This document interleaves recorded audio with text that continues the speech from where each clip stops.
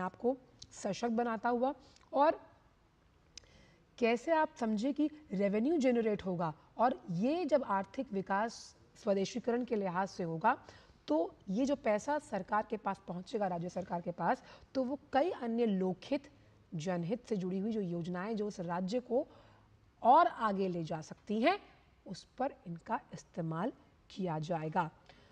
तो प्रधानमंत्री का आज पूर्वोत्तर राज्यों का ये दौरा बहुत अहम, जहां प्रधानमंत्री जो वहां के दुकानदार हैं उनके साथ उन्होंने संवाद किया, और प्रधानमंत्री ने जो ये प्ले कार्ड्स हम देख रहे थे कि गर्व से कहो ये स्वदेशी है, और ये जब हमने उन तमाम दुकानदारों को देखा कि जब उन्होंने उसे रिसीव किया, वो खुशी, क्योंकि आपकी दुकान पर एक बोर्ड है कि हम गर्व से जो आपको बेच रहे हैं, जो हम आपको दे रहे हैं, हमें बहुत गर्व है कि हमने उसके तमाम स्वरूप को स्वदेशीकरण के साथ तैयार किया। और स्वदेशीकरण के साथ तैयार करने का मकसद ये है कि भारतीयता का अनूठा विहंगम संगम आपको इसमें देखने के लिए मिलेगा।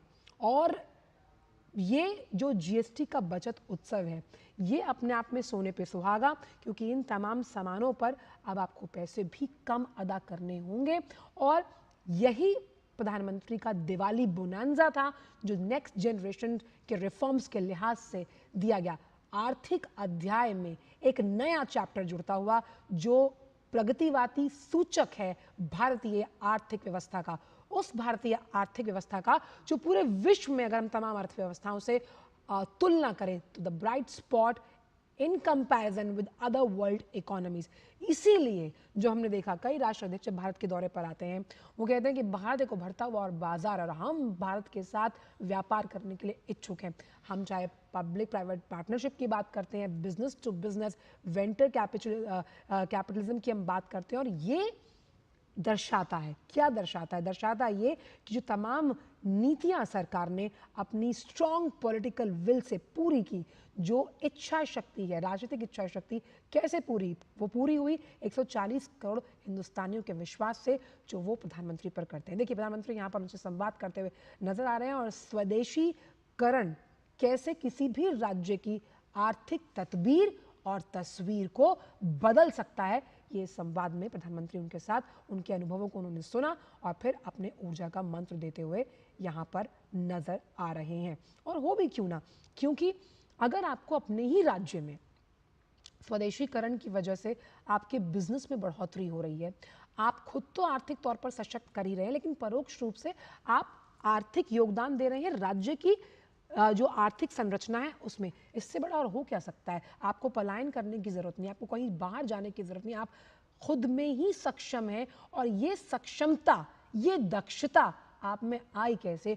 जब आपने स्वदेशीकरण को गले लगाया और आपने लोगों को भी प्रेरित किया। ये भी बहुत बड़ी बात है कि आप लोगों को प्रेरित कर रहे हैं। प्रधानमंत्री ने तो कई मंचों के माध्यम से लोगों से आह्वान किया, लोगों को प्रोत्साहित किया, उत्साहित किया कि आप स्वदेशीकरण को अपनाएं। एक छोटा सा मिट्टी का दिया जो हम अक्सर देखते हैं दिवाली पर लगाया जाता है, आप देखिए कि अगर आप उसे खरीदते हैं तो आपने एक छोटे उद्यमी, छोटे दुकानदार को आर्थिक तौर पर कितना मजबूत किया। आपका सामान खरीदना स्वदेशी देश को मजबूत करता है, देश की आर्थिक संरचना को मजबूत करता है, उस घर को मजबूत करता है जिससे इन छोटे दुकानदारों का जीवन यापन चलता है। तो ये एक चेन है, और इस चेन की बहुत अहम कड़ी हम आप सब हैं।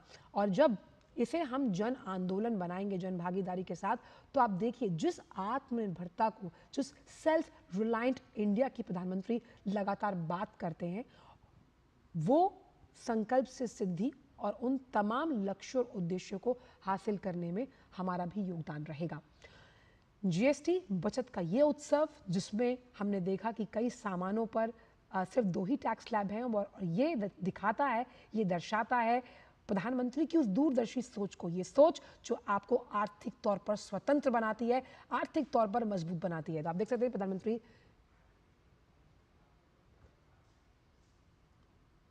तो गर्व से कहो ये स्वदेशी है, और दुकानदारों से कहा गया कि ये पोस्टर अपनी दुकानों पर लगाएं, और दुकानों पर लगाने से देखिए अब एक सिमेट्री होगी, आपको पता है कि भाई हमने इस दुकान से सामान लिया, ये भी स्वदेशी, उससे लिया, ये भी स्वदेशी। तस्वीर खिंचवाते हुए नजर आ रहे हैं प्रधानमंत्री यहाँ पर। और स्वदेशीकरण अपनाना, स्वदेशी को गले लगाना और दिखाना और लोगों को प्रोत्साहित करना, ये अपने आप में एक भारतीय होने के नाते हमारा फर्ज, हमारा कर्तव्य भी है, जो प्रधानमंत्री हर बार हमें याद दिलाते हैं। वो आह्वान करते हैं कि आने वाला जो ये पूरा महीना है, ये त्योहारों से ओतप्रोत है। हम दशहरे की बात करते हैं, शारदीय नवरात्र की आज शुरुआत हो चुकी है, फिर दिवाली है, फिर भाई दूज है। तो आप जो भी सामान खरीदें वो स्वदेशी हो, और स्वदेशी इसलिए हो क्योंकि अगर आप एक भारतीय होने के नाते इस स्वदेशीकरण को आगे बढ़ाने में मददगार साबित होते हैं, तो आने वाली जो पीढ़ियां हैं, हम उनके लिए बहुत कुछ छोड़ के जाएंगे। ये सोच छोड़कर जाएंगे, ये सोच जो गर्व से आपको बताएगी कि हम भारतीय हैं, ये सोच जो गर्व से हमें उन्हें बताएगी कि स्वदेशी अपनाना हर एक भारतीय के कर्तव्य के साथ साथ हमें ये दिखाता है, हमें ये दर्शाता है, हमें ये बताता भी है कि कैसे स्वदेशीकरण को लेकर हम लगातार आगे बढ़ रहे हैं।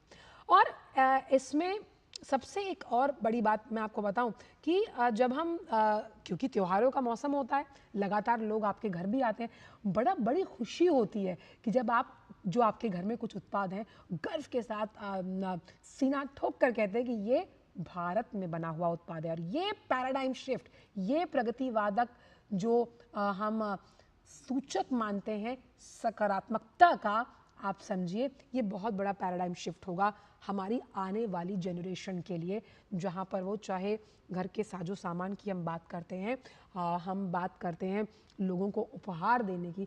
आप सोचिए, आपने कोई स्वदेशी उपहार किसी को दिया गिफ्ट में, और वो जब इस उपहार को खोलेगा तो वो हमेशा, चाहे अगर आपने किसी अपने विदेशी दोस्त को दिया है, वो आपको सदियों तक याद रखेगा और कहेगा ये मुझे मेरे भारतीय दोस्त ने दिया है। और प्रधानमंत्री तो हमेशा कहते हैं कि मेड इन इंडिया का जो टैग है वो इस कदर छा जाना चाहिए वैश्विक पटल पर कि जो उत्पाद कोई उठाए वो समझे कि ये बहुत अहम है भारत के लिए। तो हम समझ सकते हैं कि भारतीयता और